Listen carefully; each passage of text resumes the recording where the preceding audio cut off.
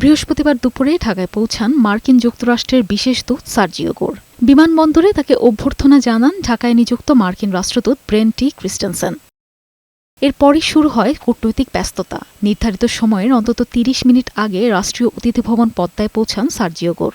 সেখানে পররাষ্ট্রমন্ত্রী ড খলিলুর রহমানের নেতৃত্বে অনুষ্ঠিত হয় প্রায় ১ ঘণ্টাব্যাপী দ্বিপক্ষীয় বৈঠক। এতে বাণিজ্য বৃদ্ধি ও জ্বালানি খাতে সহযোগিতা সহ বিভিন্ন ইস্যুতে গঠনমূলক আলোচনা হয়। যুক্তরাষ্ট্রের সম্পর্কে বিভিন্ন দিক আলোচনা করেছি, তার মধ্যে বাণিজ্য বলেন, ইনভেস্টমেন্ট বলেন, এনার্জি বলেন, অভিবাসন বলেন, সব বিষয়ে আলোচনা হয়েছে। আমাদের সম্পর্কের অভিমুখ অত্যন্ত ইতিবাচক এবং আগামীতে আমরা এটার উপর বিল্ড করব।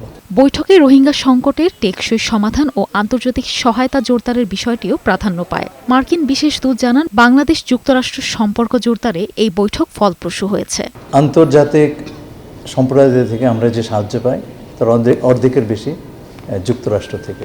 আশা করব যে যুক্তরাষ্ট্রের সাহায্য অব্যাহত থাকবে এবং একই সঙ্গে এই সমস্যার সমাধানে আমরা যে বহুপাক্ষিক অ্যাপ্রোচ নিয়েছি, আমরা তাদেরও শুধু তারা নয়, অন্যান্য রাষ্ট্রেরও যারা এর মধ্যে সংশ্লিষ্ট।